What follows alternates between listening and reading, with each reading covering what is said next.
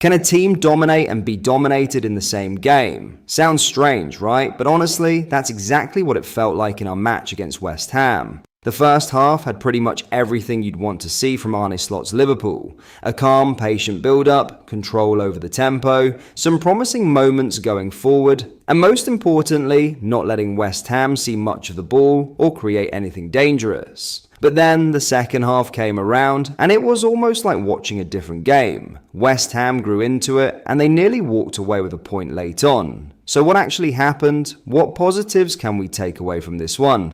And should we be a little concerned about that drop-off in the second half? Smash that like button, hit subscribe, and let's dive into it. As always, let's start with the lineup. Alisson was back in goal with a back four of Kostas Tsimikas, Virgil van Dijk, Ibrahima Konate, and Connor Bradley. In midfield, Szoboszlai was dropped to the bench, with Curtis Jones getting the nod alongside Alexis McAllister and Ryan Gravenberch. Up front, there were no changes as Mo Salah, Diogo Jota, and Cody Gakpo led the line once again. There was something completely obvious within the first 10 minutes. We were way more patient in our build-up. You could see it right away. That's actually one of the things Arne Slot has brought in during the first half of this season, and honestly, it's a big reason why we're still right in the title race. We've stopped going long aimlessly. Now we wait for the right moment, and when we do go long, it's with purpose. That chaos ball style we used to fall into, where anything could happen, has been cut down massively. But in the last few weeks, we sort of lost that patience. And surprise, surprise, that's when the form started to dip and the results went downhill.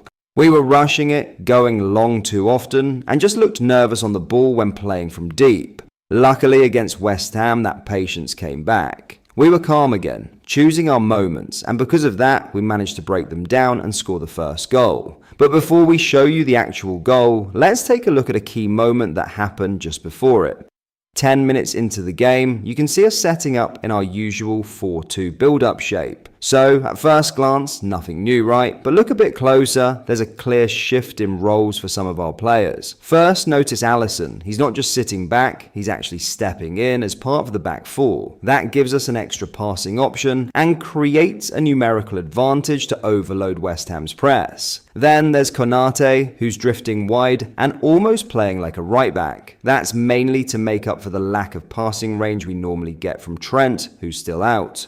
And finally, Connor Bradley. He's tucking into midfield in this sequence, rotating with Gravenberch. That movement helps disrupt and pull West Ham's block out of shape, giving us more space to work with. It's all small tweaks, but they make a big difference in how we control the game. As the ball is played out to Konate, Bradley shifts back into position, Gravenberch drops deeper, and both McAllister and even Curtis Jones drift over to the right side, all to help overload that area. This overload is key. It creates space and time for our winger on the opposite side to isolate his marker one-on-one. We'll come back to this when we break down the goal in a bit. You can see the exact same pattern when the ball switches to the left. As soon as it goes out wide, two or more players sprint across to overload that side, dragging West Ham players with them and opening up space on the far side. It's a clear tactic. Circulate possession, shift the opposition's press and shape, and then look for the right moment to strike. When that moment comes, we often go direct, especially through Konate. His progressive passing doesn't get talked about much, but it plays a bigger role than people think. Now in this particular sequence, Salah was offside, so nothing came of it. But 7 minutes later, he wasn't. And that time, we got it right and opened the scoring. Let's walk you through how it all unfolded. Like we mentioned earlier, our back four is clearly set, with Alisson stepping in as the +1 during the build-up. Higher up the pitch, you can see Jota and McAllister pushing over to the left side, trying to create an overload. As soon as Konate gets the ball, Curtis Jones drops deeper. That movement drags a centre-back with him and helps create even more space for Salah, leaving him one-on-one with his marker. And from there, it becomes simple. The long ball is played into the space behind, right to Salah. And come on, we all know what the Egyptian king can do in those moments.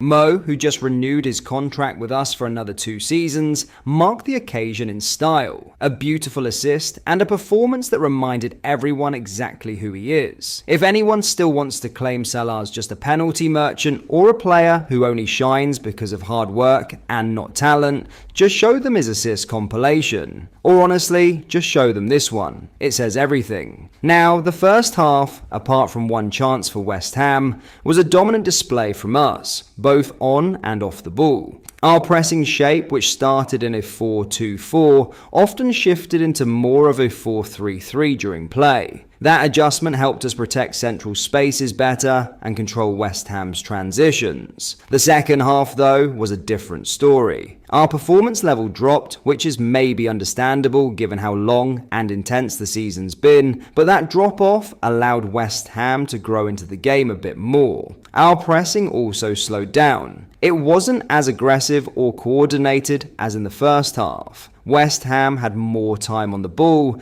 and that allowed them to push higher and grow in confidence. Sure, aside from Bowen's effort that Alisson did brilliantly to stop, they didn't create many clear-cut chances, but sometimes all it takes is one moment. And unfortunately, that moment came. A half chance turned into an equaliser, with Robertson ending up scoring an own goal. A lot of people will point fingers at him, but there's more to unpack here. If you closely watch the replay, you'll see that Van Dijk actually got a slight touch on the ball before it reached Robertson. So, while it might feel easy to pin the blame on Robbo, especially with all the talk about his future, the truth is the miscommunication was between both him and our skipper. The blame should be shared. But you know what? Van Dijk wears that armband for a reason. Just a few minutes later, he stepped up in the best way possible, rising above everyone to head in our second goal and win us the game. It was a captain's moment, and it came from a brilliant cross by Alexis Mac Allister, a player who deserves a lot more praise for what he's been doing lately. Even when we haven't been at our best, Mac Allister has stayed consistent. He's been fighting for every ball defensively, while also giving us that extra edge going forward. From that screamer he scored against Fulham, to the free kick that rattled the bar, and now today's assist. Alexis has arguably been our best performer during what's been the roughest stretch of the season. So in the end, it wasn't the perfect performance, but it was the perfect result. We saw moments of control, quality build-up, and individual brilliance, but also signs that there's still work to do, especially when it comes to maintaining our level across both halves. The return to a more patient style of play was definitely a big positive. It's something that's been missing in recent games, and it played a massive role in how we opened the scoring. Salah looked sharp, Mac Allister continues to be a bright spark, and Van Dijk showed once again what leadership looks like. These are the kind of moments you need from your big players when things aren't fully clicking. But at the same time, that second half dip is still a bit worrying. Whether it's down to fitness, mental fatigue, or just a loss of structure, it's something the team needs to address heading into the final stretch of the season. Still, 3 points are 3 points, and with us getting closer to the title, nothing else matters more right now. So, what did you think of the performance? Do you think Robbo deserves the criticism for the own goal, or should more blame be shared? And who's been your standout player during this rough patch? Drop your thoughts in the comments, and as always, if you enjoyed the video, don't forget to like, subscribe, and hit the bell so you don't miss any uploads.